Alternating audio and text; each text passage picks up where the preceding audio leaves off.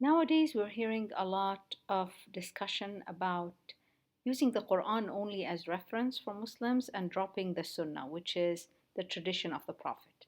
The problem is that if we do that, we're dropping large parts of the Quran because the Quran is filled with instructions to obey the Prophet, to take him as an example, to follow his wisdom, to follow his teachings. The Quran also tells us that the Prophet does not speak from his whims, but rather with knowledge that God gives to him. Let's look at this logically. Do we trust them or not? The same narrators who brought us the Quran are the ones who brought us the Hadith. If we trust them with the Quran, why don't we trust them with the Hadith? And also, what's the motivation? Why would anybody make up Hadith? Most of the Hadith calls to higher morals. I mean, who lies in order to introduce higher morals to people? What's in it for them? If I don't have Hadith, I do not have the directions to perform the basic pillars of Islam like zakah and prayer. The Quran tells us very clearly to follow Prophet Muhammad as an example. Where can I see how to live my life through the example of Muhammad, if not in the tradition and the Hadith? In addition, we are told that there's two sources of religion in the Quran.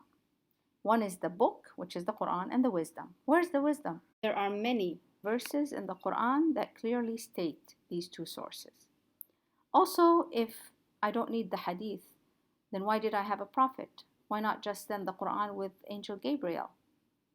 But the Quran actually says that the prophet was needed to explain, to detail the Quran to us.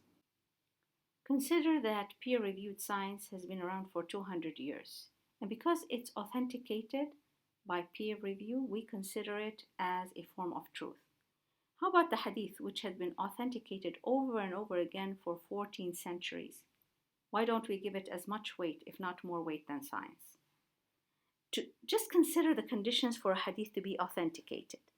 The chain of the narrators, all of them, have to be of the right age, have to be sane, have to be not an open sinner, have to never been caught in a lie, never been caught in an immoral act. Also, the hadith should not contradict the Quran or other hadiths which come from reliable narrators, should not contradict common sense or rationality or the social norms of that time. So it is a very rigorous process to get a hadith authenticated. And that's why we take them as the second source after Quran. Now, for us to believe that people made up hadiths and they made it somehow to become authenticated means we have to believe that in parallel chains of people who never met each other, they all have to conspire on the same changes or same distortions to a hadith. God promises to preserve the dhikr, which scholars say are the Quran and the Sunnah. Why? Because to preserve the Quran, you don't only preserve its language, you also preserve its meanings, which are clarified by the Prophet, and you preserve the details on how to do the actions required in the Quran, such as the pillars of Islam, the prayer, the Hajj, the Zakah. And you also preserve the ability for Muslims at any time to do its orders, of obeying the Prophet, of taking him as an example, and so on. When God promises that Islam will prevail, how can a religion prevail and be applied throughout the ages without its specifics and rituals and meanings and details being preserved? And that is found in the prophetic Sunnah. Also, let's not forget the miracles in the Hadith. If we throw away Hadith, we're missing the verified prophecies, so many prophecies that the Prophet made that have come true, such as opening of Constantinople, such as the Bedouins are going to race to see who has the tallest building. I mean, many prophecies. There are scientific miracles in the Hadith. Think about the number of joints that the Prophet told us about, the embryology that the Prophet told us about, the authentic history from the other holy books that the Prophet brought in the Hadith. Remember that the Prophet spoke no other language, and there was no Arabic translation of the Bible until 100 years after the Prophet's death, sallallahu alaihi wasallam. Also, whatever copies they had in other languages, the priests and the rabbis, they guarded them jealously, and they were not in common use. So all this will be missing if we throw out the Hadith. Also, just think about it. For how many years now? More than 1400 years. The Ummah, the nation of Islam, has agreed to take Sunnah as a source, and that it is the second source after the Quran. So somebody who's saying that I will not consider that source is really saying that all these scholars for 1400 years and more have been wrong, and I'm the only one who got it. The Quran recognizes that differences are a fact of life and that the Ummah will have differences. If we don't have the Hadith, then how will we resolve these differences in the interpretation of the Quran?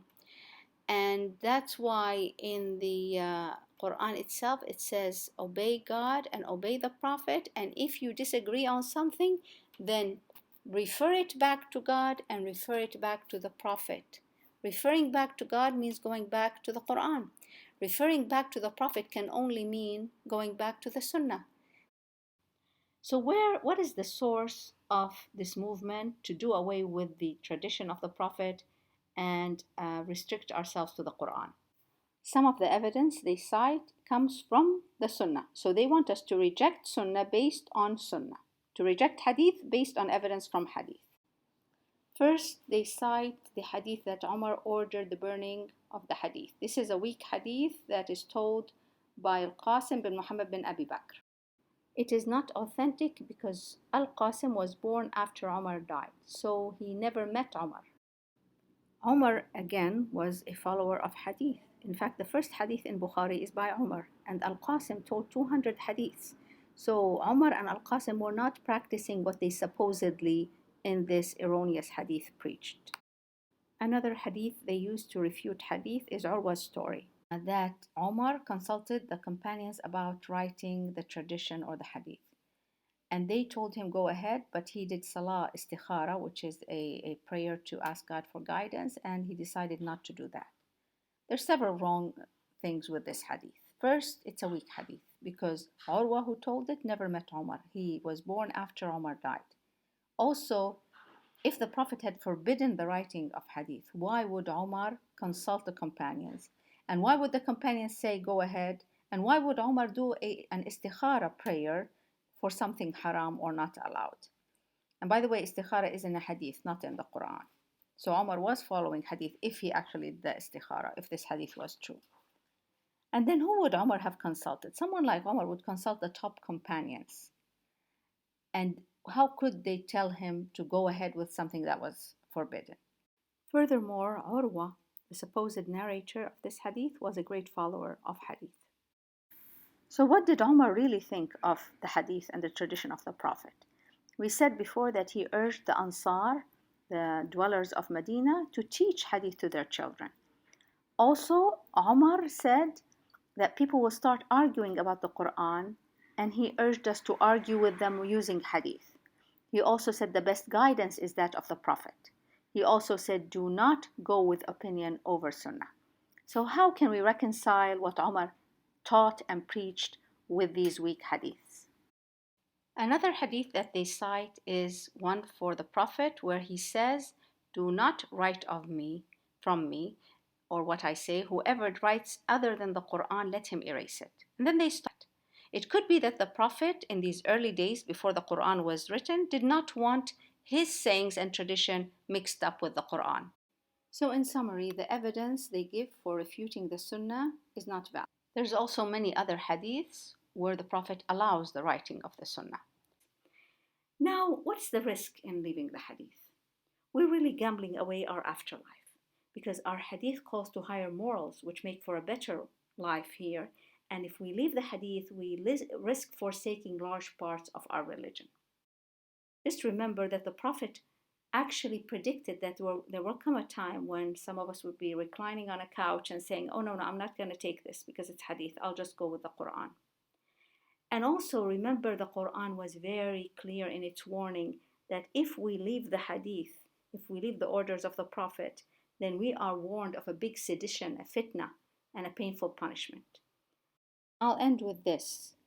What is more of a motivation for a Muslim than to know that God says in the Quran, if you love God, and this is the Prophet speaking, if you love God, then follow me and God will love you and forgive your sins. I pray that all of us follow the Quran, then the Sunnah, and that we are all spared this fitna.